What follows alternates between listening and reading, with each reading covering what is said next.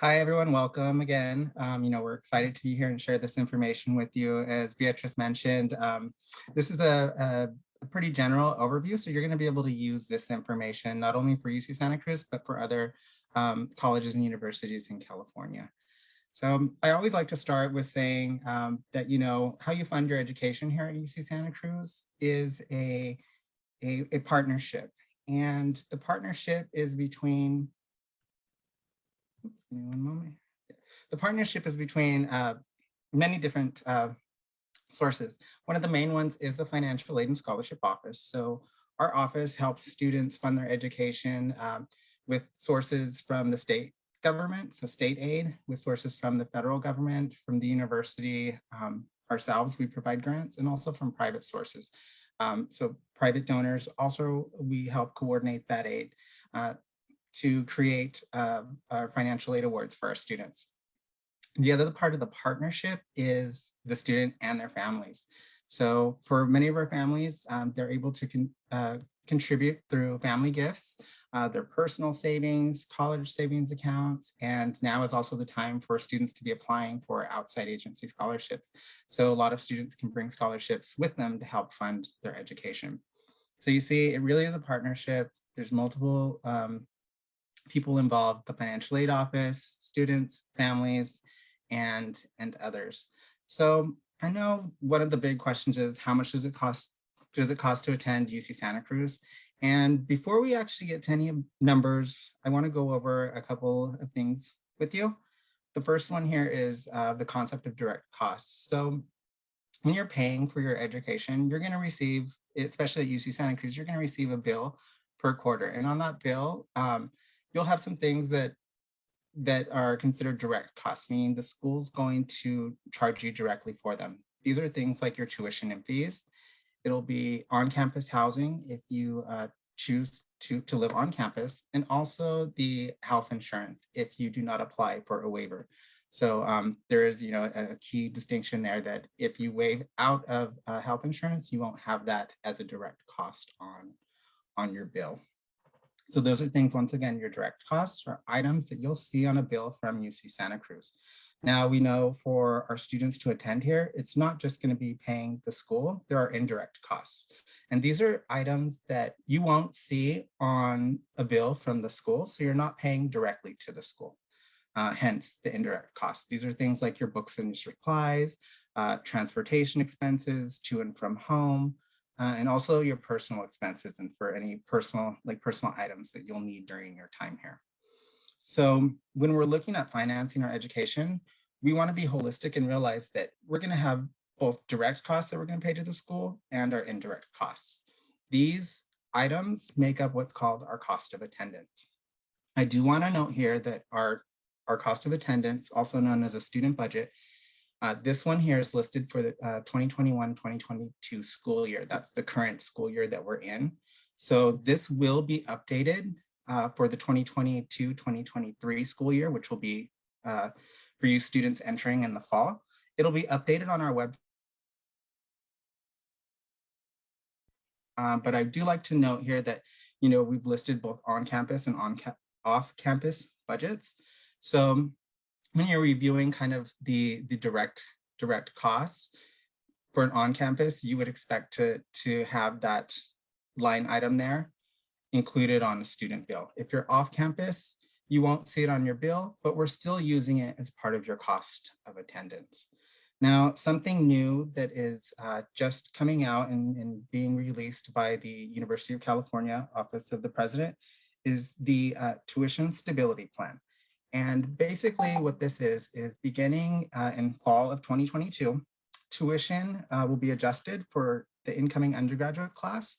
And it's basically going to remain flat until the student graduates or for up to 6 years. Right now, this is a new plan that's being rolled out by the university system-wide. So there may be changes to this information. You'll always be able to find that updated information on our website, financialaid.ucsc.edu. So I encourage you to check back there. But the tuition stability plan It's supposed to include tuition, student services fees, and for non-resident students, the non-resident supplemental tuition. That's just a little insight there onto what's coming down, especially for our incoming students. And now I'll hand it over to Savannah to go over the application process. Thank you.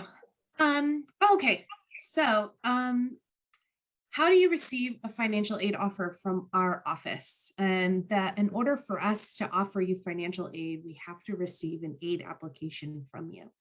And that might be in the form of a FAFSA or a California DREAM Act application. The deadline for both these applications is March 2nd. That's the priority deadline. Some application tips that we really recommend. We get a lot of incoming questions about why do I not have an aid offer? And so these application tips really are key in helping you successfully submit your application to our office. And that's applying early before the March 2nd deadline. We're about a week out now. Include our federal school code on your application. So after you confirm the student's information on your FAFSA or on your DREAM application, the application is going to ask you where you want your application sent to. What schools do you want to add? And you can add up to 10 schools. Our federal school code is listed on our website, on our financial aid and scholarship website. It's also listed on this slide here if you want to take a picture of it, but also you can enter into Google UC Santa Cruz federal school code, and the same code will pop up for you. So it's going to be that 001321 number, and that number is the key to making sure that FAFSA application, that DREAM Act application, comes to us. Some other tips include making sure you apply for the correct year. This is a pretty common kind of blunder that happens. You might be on a roll and mistakenly complete a 2022 application. But next academic year is the 2022-2023 academic year. So you want to be sure you submit the correct application for the correct aid year. We do always strongly recommend for families and for students to use the IRS data retrieval tool when you can. If your parents have created an FSA login, if you have created your FSA login, which you will have, if you did file taxes in the 2020 year, 2020 year, you will want to use the IRS data retrieval tool to link as much of your financial information to your FAFSA. It'll automatically import all that data directly to your application. And then the last bullet there is submitting requested financial aid documents to our office by June 2nd for entering students and by July 2nd for transfer students. So this is what we call our verification deadline. If you have submitted your FAFSA and you've CER'd and you have the intention of starting that fall 2022 term with us and you were selected for a process called verification, those documents for entering students are due June 2nd, and for transfer students, they're due July 2nd. So I think that all begs the question, how much financial aid will I receive? And that is based on the data that we receive back from FAFSA. The financial aid offer is designed to meet what what they deem your financial need is. Financial aid offers are comprised of grants, loans, and scholarships too. Financial aid is an umbrella term that encompasses several different sources of financial aid. It's a common misconception that students believe I was only offered loans, I didn't get financial aid, but that also includes loans as well. Any type of aid that we offer you is a part of your financial aid package. So I talked a little bit about our job is to meet your financial need, But need-based eligibility is based on this formula that you see on your right here. And so we take the cost of attendance, that rather large number that Robert was talking about. Cost of attendance is what it costs to live, eat, breathe, and go to school for 9 months. It's your direct charges and your indirect charges. It's what it costs to go to classes and to eat and to pay for books and to get around town for the 9 months that you're enrolled in school. So we take your cost of attendance and we subtract your expected family contribution. Expected family contribution is the outcome of your FAFSA or your DREAM app. That's the whole reason the Department of Education uses all that financial information on your aid application to determine what your EFC is. And the outcome of a COA minus an EFC is your need. Okay. So I mentioned a little bit about what a financial aid package is comprised of. And so these are the different types of aid. There are gift aid sources. Those include grants, scholarships, other types of benefits that might come from other sources like veterans benefits. Gift aid is what, it's money that never has to be repaid.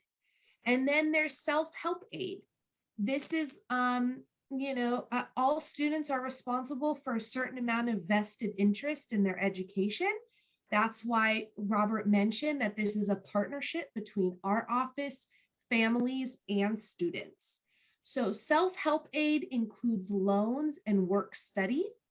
Work study is a federal aid program where a student can find an employment. They might be eligible for an employment opportunity on campus and receive federal aid as payment. But self-help typically does need to be repaid or earned in these cases. So loans, borrowed from any type of source do need to be repaid. And a list of all of our financial aid programs and all of our financial aid sources, they can be found on our financial aid institute.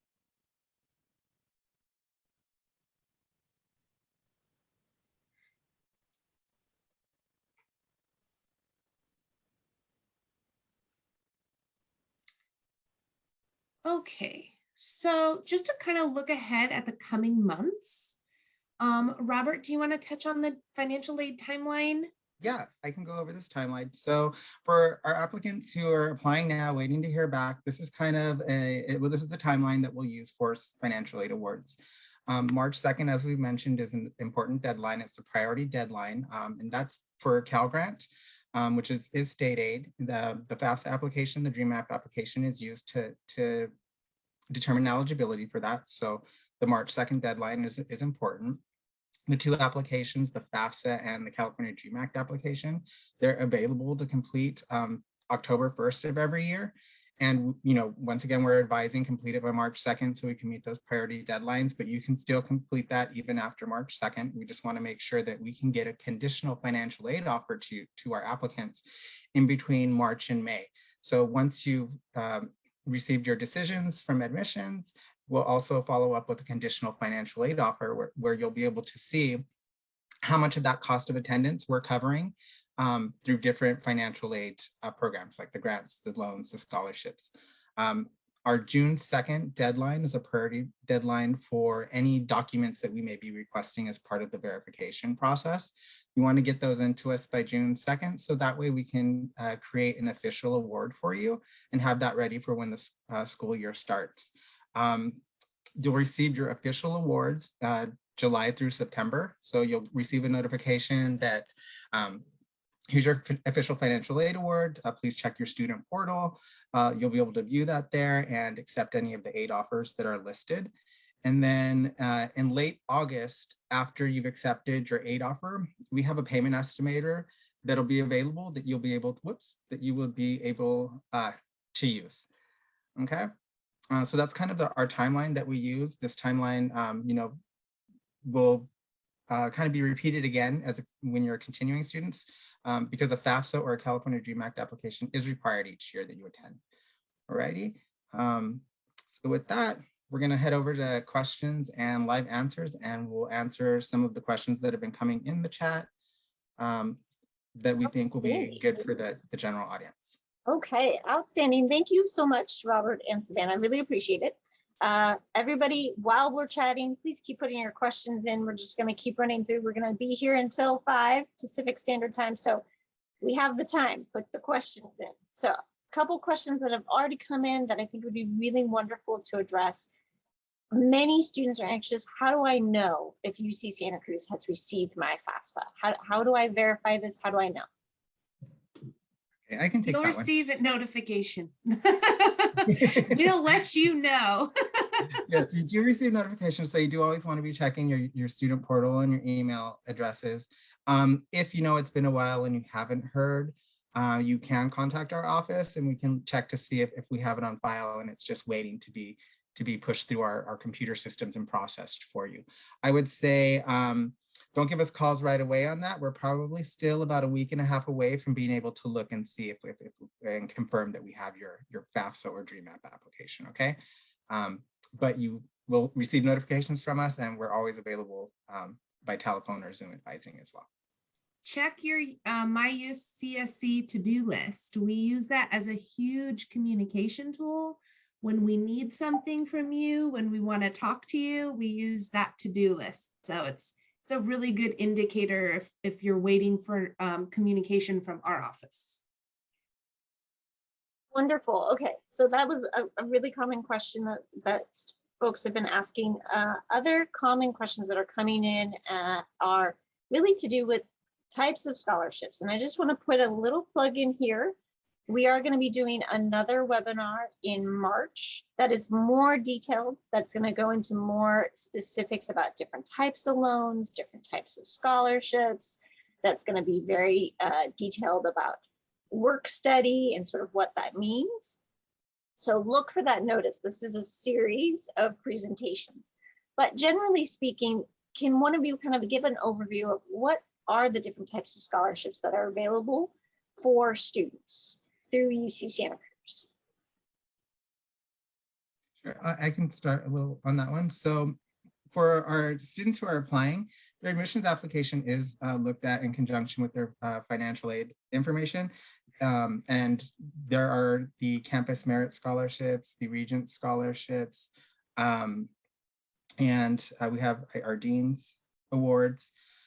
So we do have merit-based scholarships that our students are reviewed for based on their admissions applications. Students will receive separate notifications of those awards if they are picked for those. Otherwise, we do have what's unique, I think, here on UC Santa Cruz is once you are a student here, a lot of the departments offer scholarships for students to apply to. So they're called departmental awards. Savannah, do you have anything else to add on some of the scholarships that are available? Yeah, so you know, there's both what we consider like institutional scholarships that come from within UC Santa Cruz, and then we have like very, very long list of outside agency scholarships that might really suit you as an individual. And all of them can be found on our financial aid and scholarship website under types of aid. And when you click on scholarships, it will go through all of our internal scholarships, and then you can choose to look at all of our outside agency scholarships and scholarships for dreamers. So it's a really great resource, very in-depth. If you want to start looking at what what they're looking for, typically those internal scholarships are holistic. That's the word that our scholarship manager likes to use a lot. They look at a lot of different aspects of a student's application, not just their aid application, but their academics and extracurriculars and whatnot. So I want to add on to that. Some students are asking, if I qualify for a scholarship, how, am I going to be notified, or will I have to fill out additional paperwork? Anything along those lines? No, for our internal scholarships, no additional paperwork is required. We collect all that information from the aid application and the admissions application that's submitted. For outside agency scholarships, those are like more pursued by the students themselves. And so they kind of drive that process. And then if they're approved, then, our office is notified by the scholarship company, whoever's And issuing I the think scholarship. one or a couple of programs that our applicants may be wondering about, we do have the Blue and Gold Opportunity Plan and the Middle Class Scholarship. So Middle Class Scholarship is determined by the same agency that determines Cal Grant. So they're using your FAFSA and your GMAP application data to determine if you will qualify for a middle class scholarship. And then Blue and Gold Opportunity Plan is through the university. Now, in particular, these two programs you won't see initially listed on your financial aid offers. These will be added to aid offers later in the academic year, but those programs are also offered at UC Santa Cruz as well. So a couple other questions that are coming in. Many students are having confusion between the FAFSA and the Cal Grant application. Is it separate applications? Do they have to be submitted together? Can you talk through that process? Sure, I can totally see how it's confusing. So for US residents or Social Security number holders, you can, US citizen holders, you can complete the FAFSA, and that is the application for the Cal Grant. So that's why you want to complete your FAFSA by March 2nd, because that is what the Cal Grant Agency, the California Student Aid Commission, uses to determine if you're Cal Grant eligible. Now, for our students who are unable to fill out FAFSAs, for our Dreamers, they fill out the California DREAM Act application. And for them, that is the application for the Cal Grant funding. Okay, so I hope that's yeah. And if you're a community college student, so you're a transfer students, two things. One, does your community college financial aid impact the type of aid or the amount of aid you can receive at UC Santa Cruz? And then two, if you receive the Cal Grant at the community college, will you receive the Cal Grant at UC Santa Cruz? Okay. So for the Cal Grant, for your aid being used, we'll tackle that in terms of if for a student who fills out a FAFSA at a community college, if they have been using Pell Grant at the community college, there is a lifetime eligibility, so we do check that. Typically, our incoming transfer students, we don't see hitting that eligibility. It may be in your second year or so, but we do check that, and we work with a student. It just kind of shifts how we fund the overall program, but we're still going to be meeting the grant eligibility. So a student will still receive the same grants that they're eligible for, regardless of whether or not their Cal Grant eligibility has been exhausted prior to coming to UCSC. So I know that was a little complex on that. And in terms of Cal Grants, here at the UC Santa Cruz, we offer Cal Grant A and Cal Grant B. We don't offer the Cal Grant C. A lot of our students at community college oftentimes can use Cal Grant C, but if you have used some of your Cal Grant at the community college, we, once again, even though that's state aid and based off of either the FAFSA or the California DREAM Act, we're going to look to see what your eligibility, remaining eligibility is, and we will award that to you. And then the rest of your financial aid will come from other sources. But in terms of how we determine how much grant a student is eligible for, their maximum grant eligibility, I guess you could say, we're always going to meet that maximum grant eligibility. It just may be different funding sources. So I was going to add, Cal Grant eligibility can change from year to year because the income data on your FAFSA is going to change every year. So if you are in community college and right now you qualify for Cal Grant based on that 2019 income that's on your current FAFSA now, and let's say you're an incoming junior next year, you made more than what qualifies you, more than that income and asset ceiling for Cal Grant for 2020, UC Santa Cruz is going to meet your grant eligibility with university grant. So it's not like you're, does that make sense, Robert? I think for me it does, but I think it's pretty complicated for our audience. Yeah, I just So wanted to we're trying establish not to that get like too complicated. it's there. not You know, assumed that you will qualify for Cal Grant every single year, just because you qualified one year. That's what I really, that's what I want to make sure I get across. Okay, great. Yeah.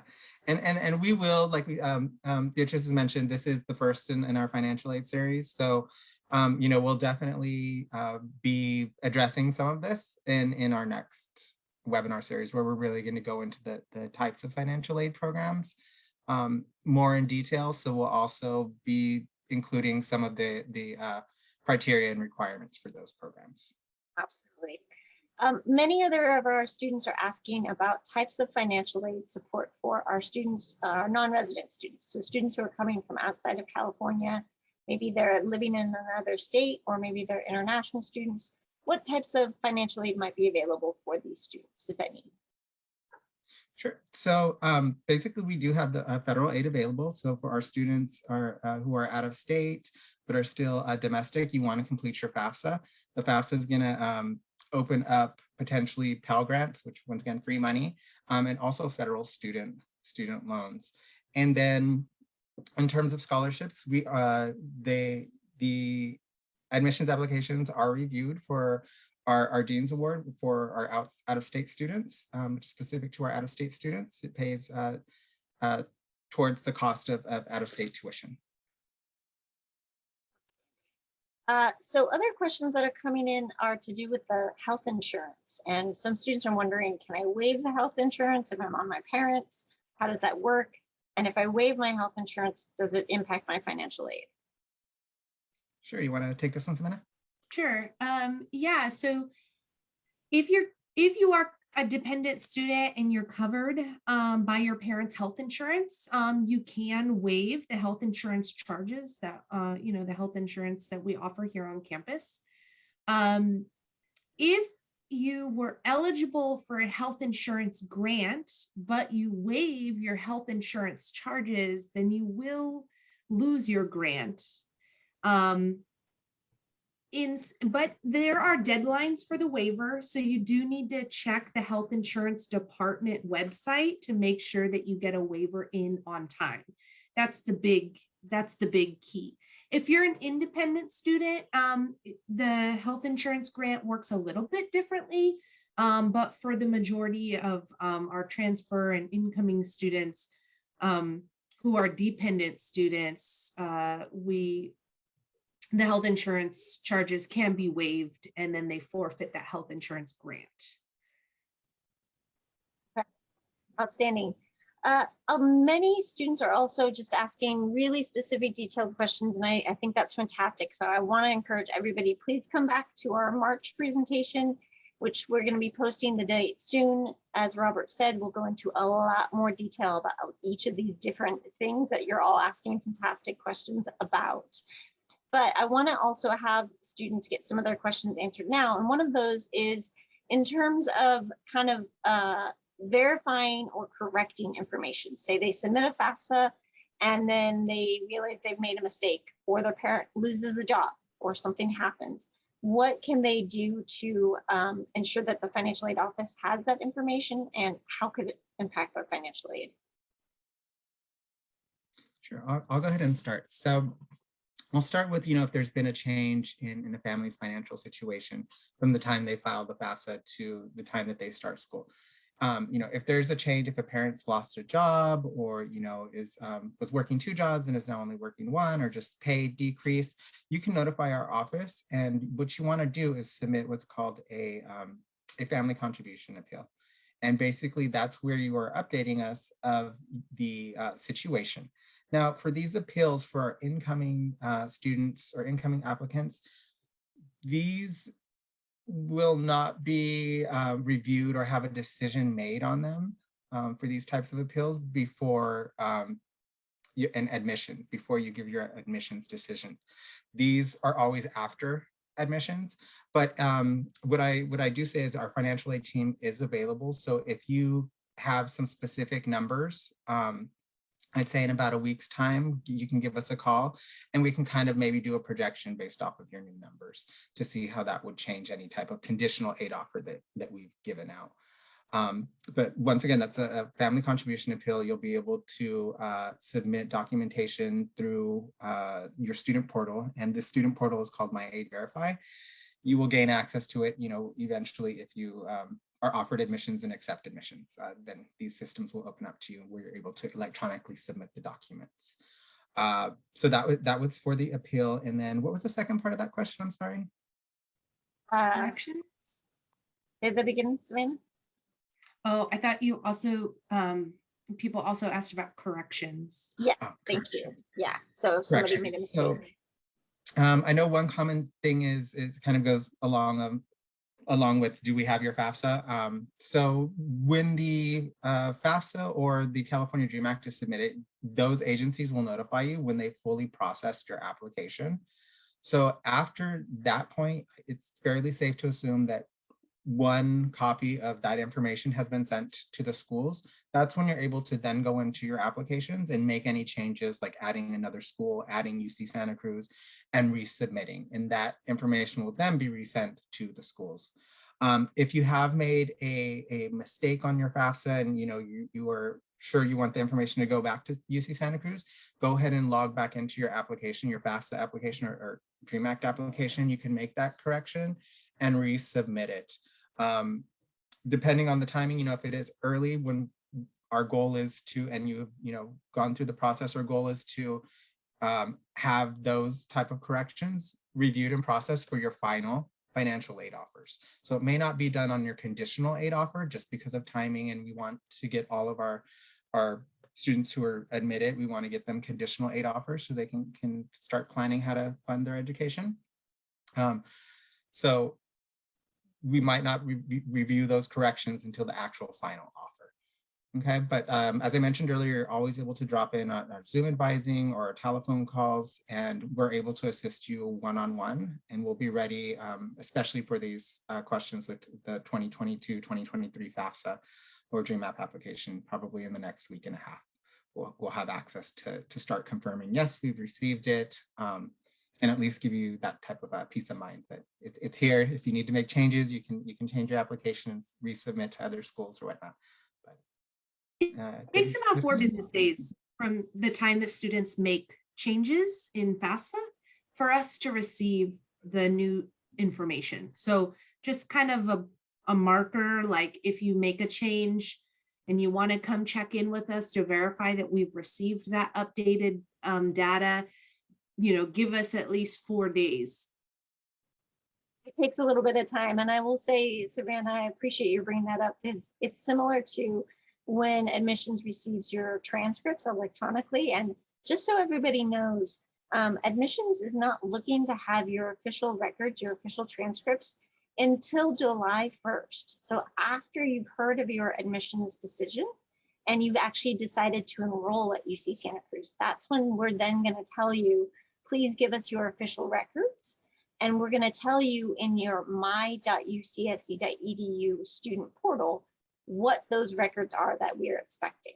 And so you'll see under your to-do list, which you're going to hear about a lot in the next few months, is the exact records that we need from you and whether we've received them or not. And this is going to be true for financial aid as well, is if they need additional information from you, it's going to be in your to-do list in the my.ucsc.edu to-do list. So these are the things that you want to just kind of keep getting used to checking and logging into and looking for information and verifying. And then just generally speaking, making sure that you give us a little bit of time once you have submitted a piece of information for us to actually receive it, log it, process it. And remember that we are dealing with thousands of records, thousands. And so we want to really ensure that we are being accurate and we are serving you the best way possible. And that means that we need to take our time to verify that information and check it and make sure it's correct. So give us a little bit of patience when you're calling either admissions or financial aid and scholarships. We want to serve you, just need a second sometimes, okay? So other questions that are coming in, and I really appreciate all the conversation that we're having in this level of detail so much. We have students though who have military service or their family members are military veterans, and they're wondering about how they can use their benefits to finance their education. So I'm wondering if either one of you can kind of talk broadly about that. Sure. Who could possibly cover that topic? Matt and I are both the office experts on our VA benefits. So yay, we're here, right? It's our specialty. So it is. So it always starts though with the federal VA agency. So you always want to start with the agency to, make sure that you're enrolling in their benefits programs and the correct ones. So you start with them. Then what happens is once you're here at UC Santa Cruz, you're going to submit basically your certificate of eligibility from the VA. You'll submit that to our Veterans Benefit Services Department, which is in the registrar's office. That registrar, the person in the registrar's office will input your enrollment information into the system, and then they're going to certify you for your VA funding, and then they notify the financial aid office. So from doing these VA awards, what is typically covered, and it can change based on the other types of aid that you're receiving, but VA, some of our chapter benefits, specifically like our chapter 33, will pay the tuition and the student services fee and health insurance. So those are the three direct costs that we're seeing the VA pay for. There may be other like housing assistance and other rental assistance that doesn't necessarily come through our office, which is why it's critical that you touch base with the official VA office. But we are reported to our office. We know that you can get help with your tuition, your student services fees, and your health insurance through the VA program. That's the traditional federal VA program. There's also our CalVet program, which if a student, a dependent student, it qualifies for the CalVet, it covers tuition and student services fees as well. So you may have picked up on two different programs, Cal Grant and then VA, trying to pay the same type of charge, tuition and student services fee.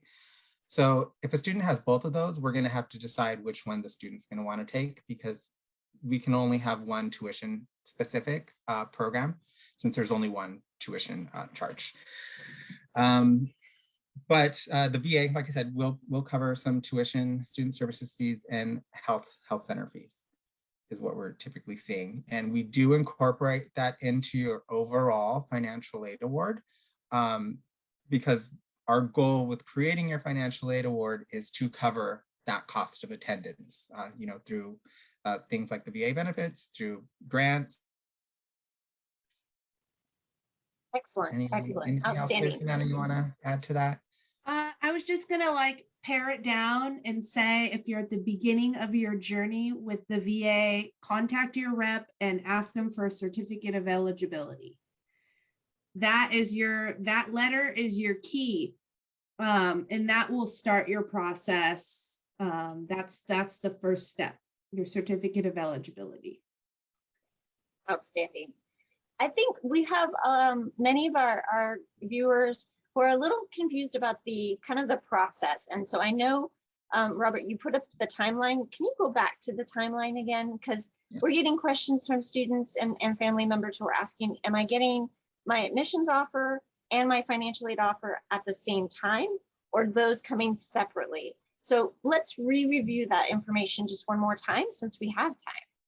That is such a good question. Yeah, it really common. So right now we're in our application phase. So we are, we'll start importing and collecting these FAFSA and DREAM app applications in the coming week. And based on those applications that we receive, we'll be able to formulate what we call conditional aid offers. These are estimates based on the data that we've identified from your aid application without going into really in-depth review, so that you can make a better determination prior to when you submit your intent to register. So just to kind of reiterate that again, admissions decisions for first-year students will come out in mid-March. Most admissions decisions will come out in mid-March. And then for transfer students, they're going to come out in early April. And then after that is when you'll receive your conditional aid offer.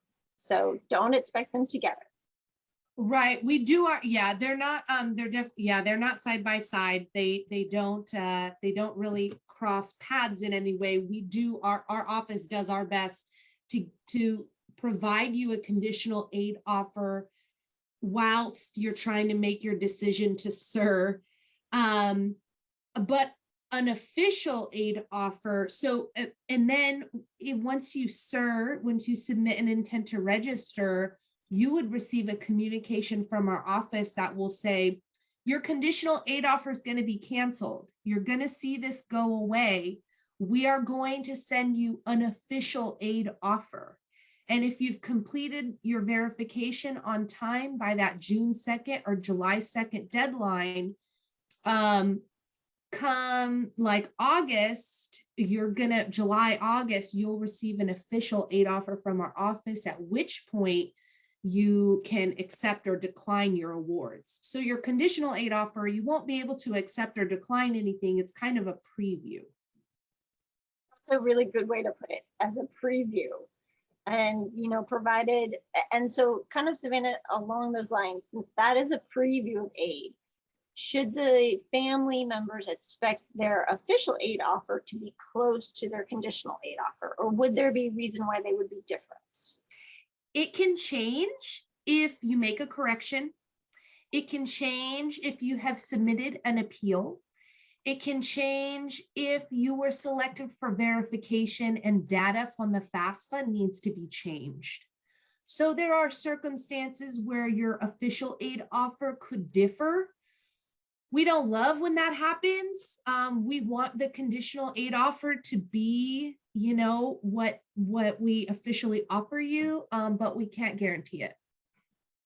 Yeah, okay, so that's good.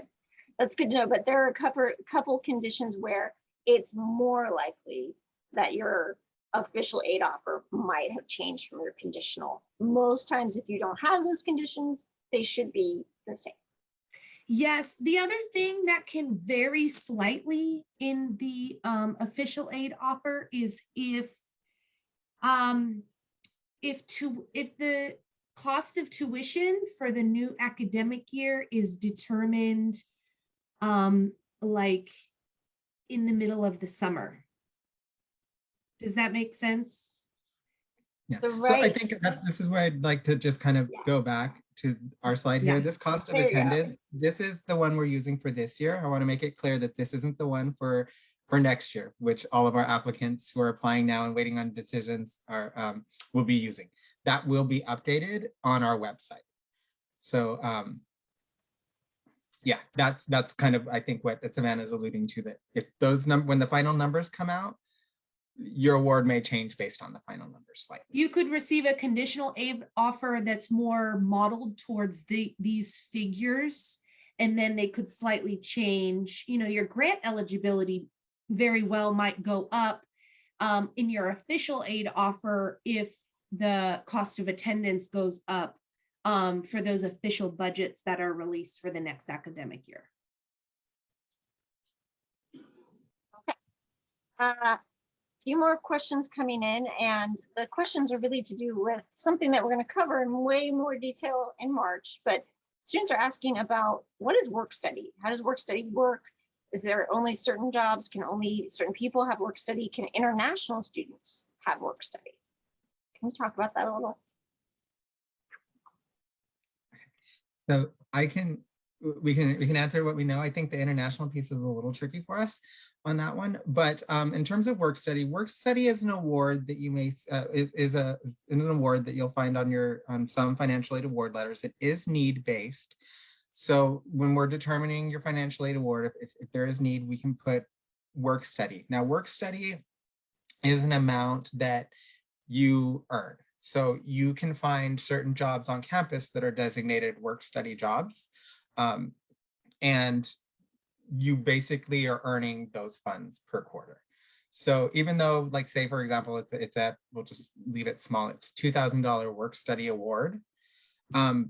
You're not actually going to receive that unless you take the initiative to find a work study job, get hired, and then they'll start paying you that out of that $2,000, and you can earn up to the $2,000. So that's work study.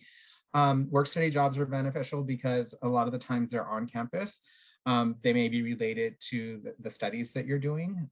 So those are some benefits. And also typically work study employers, they understand that you're a full-time student, so the jobs can be a little more flexible in terms of scheduling. Those are some benefits to the work study program. We also, so that's federal work study. For our Dreamer students, and I'm not too sure on the international students, we also have institutional work study that you might find on your award letter. But these may not be able to be used depending on like your work status, if you're allowed to work while you're a visiting student or whatnot, especially I just want to point out that international students can get on-campus jobs, and there are many jobs that are not work study jobs that are campus-based jobs. So even if you don't qualify for work study, you can still work on campus. It's a great way to gain skills and to network and to support yourself while you're going through UC Santa Cruz. So that is available for our international students and any student who may not otherwise qualify for work study aid, basically. So other questions that are coming in terms of, again, scholarship, and I know we talked about scholarship, but students really wanting to understand, do I have to fill out the FAFSA to be qualified for the scholarship, or is that a separate process? Will I be considered for scholarships even if I don't fill out the FAFSA? It depends on what scholarship we're talking about. It's a really long list of scholarships. If we're talking about middle class scholarship or something like blue and gold scholarship, those do not require a separate application. Merit-based scholarships, campus scholarships, those also do not require a separate application. But if we're talking about outside agency scholarships, those will require student-driven applications. Absolutely. So for UC Santa Cruz scholarships, you do not have to, you should fill out the FAFSA, even if you feel like you do not qualify for other aid. To be considered for the scholarship, fill out the FAFSA. Right. We always say fill out your FAFSA, because when you're being reviewed for all scholarships, whether it's merit scholarships or need-based scholarships, you want to just make sure you're being looked at. Because if you don't submit a FAFSA, then we can't tell that you have financial need, and maybe you'll only be looked at for like merit scholarships, which are very competitive. Whereas we have that FAFSA on file, we're also going to see what kind of need you have, and you'll be considered for those types of scholarships as well. So the message really is even if you feel like you won't qualify for other types of financial aid, if you want to be considered for scholarship aid, including merit-based scholarship aid at UC Santa Cruz, fill out and submit the FAFSA by March 2nd. Or the California Dream Act. Or the California Dream Act. Yes, whichever one you qualify to fill out, we want to make sure you complete that application. Okay. The other piece I was going to say is, like, even for outside agency scholarships, a lot of them want to know what your need is, and you will only know what your need is if you have completed an aid application. So they're not one and the same, but they go hand in hand. Okay. And I think, just as we've seen over this past couple of years, things can change a lot and frequently. So by having a FAFSA or a California Dream Act application on file, it's always going to give us kind of a base need for you guys. And if anything were to happen and you had to come back to us with an appeal, or, maybe your award is only loans only, and at that time you decide not to take loans, they'll be available for you later because you've completed these applications. So That's it really opens great. up types of funding that you may not be considering right now, but may have to at a later point. I think that's outstanding advice. It's just to keep in mind that things can change suddenly. And by having the FAFSA on file, on hand already with our office, that lets us help you faster. So I think that's the other thing to think about really carefully. We are having a few more questions. We have a couple more minutes with everybody here, and we're just getting a lot more questions from students who have a little bit of confusion again about the middle class scholarship and the blue and gold. And I know, Robert, you covered that, but can you just say it one more time? When do people see the middle class scholarship? Yeah. When would they see the blue and gold? You will see the middle class scholarship in blue and gold on your official letters, possibly. It is a timing issue for us. We just kind of, I say in general, know this about these programs in the UC. If you're qualifying for these programs at UC Santa Cruz, you're also most likely going to qualify for these same programs at the other UCs because of the type of program it is and the requirements that they're looking at. We're all looking at the same eligibility requirements. So if another school has it listed and we don't be too concerned. That will show up. It's just going to show up later. And a lot of the times on our blue and gold and our middle class scholarship, we actually don't see those probably till the fall when you're actually in class, but it will be revised and included on your award. So if you have it on another financial aid offer, that's a really good indicator that you're going to have it at UC Santa Cruz as well. That is something I just want to reiterate again, so everybody really hears that. If you see the blue and gold offer or the middle class scholarship on a different UC campus's aid, it's likely that you'll receive it for Santa Cruz. So if, for instance, UC Santa Cruz is actually your first choice, but you don't see that listed in your conditional aid offer, don't worry. There's a likelihood that you would be receiving it anyway. So, lean into your favorite choice, UC Santa Cruz, and pick us anyway. So just keep that in mind, okay? Many of the same questions I think that we've already covered again, but really appreciate everybody joining us. Many students just really anxious to say, how do I know whether you received my FAFSA or not? And I know you said it 1,000 times, but just say it one more time for everybody who's listening who maybe joined us late. How do I know if you've received my FAFSA? You will receive a communication from our office via the to-do list, via email. And if you don't receive any communications, I'd say after 2 weeks, give us a call and we can look and see if we have that in our system. And for some reason, it's just not, matching up and getting an offer out to you. Some other things, just like tips, if you still have not received a conditional aid offer, maybe, you've checked that the federal school code is on your FAFSA. You did the correct aid year FAFSA for 2023. The other thing is checking your admissions application to ensure that you put your social security number on your admissions application. That can cause a lot of delay in us having the ability to download your FAFSA or your your FAFSA, because we don't have your social security number on file. So that's another biggie to look out for, to confirm. And I'm trying to think if there were any others. I think those were the 3 biggies: the aid year application, the federal school code, and your social. Yeah. Those are important things. We are having some questions for students, and we're looking at this proposed budget and trying to understand what is the difference between on-campus and off-campus, and what does financial aid actually cover? Okay, so I'll go ahead and start with this. So we do have our 2 budgets here, and we can see that they are different. What I would like to point out, the differences, one I'd like to start with, these budgets are average budgets. So each individual student may have a slight difference in their actual expenses, because remember, we're using both direct costs and indirect costs. So We'll start here for our on-campus budget. We can see that the tuition and fees remain the same no matter which budget. It's the room and board that is going to vary. For on-campus housing, it is higher to live on campus and have, because you have your room and your meals and board, your meal plan, it's all kind of bunched into one there. We're saying that that's roughly how much it costs during the year. So you'll notice that that is different from an off-campus student where we're saying it is a little less expensive.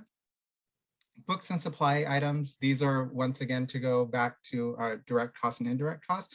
Books and supplies are indirect costs, but we're saying that our students on average are spending about $1,143 regardless if they're an on-campus student or an off-campus student.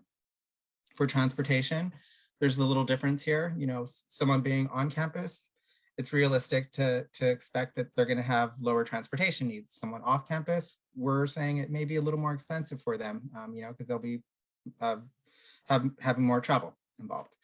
Personal expenses, slight difference there as well. Personal expenses, once again, is an indirect cost, so you're not going to see that directly billed to you. And then we have the campus health insurance. That is the same regardless if you're on or off campus. And then, so for our California in-state students or a student who is deemed to have in-state eligibility, we're looking at an on-campus for this year right now, around $37,968. And for an off-campus student, around $36,186. So these are the budgets that our current students are using. And when we create our financial aid awards, which, once again, can include grants, scholarships, loans, work study, all of that we are creating to equal the cost of attendance for the $37,968 for an on-campus student or the $36,186 for an off-campus student. So we create your financial aid awards to cover your entire cost of attendance there. Now, your bill will differ based on campus or off campus, because as we mentioned, room and board is something that you're billed for if you're an on-campus student. If you're an off-campus student, you're paying, your rent to an outside agency. And then for our students who are out of state, we have the non-resident tuition charge there of $29,754. And that's added to any out-of-state students' cost of attendance. And so we're still creating our financial aid award to meet that higher cost of attendance. It's just in situations like that, you may see, different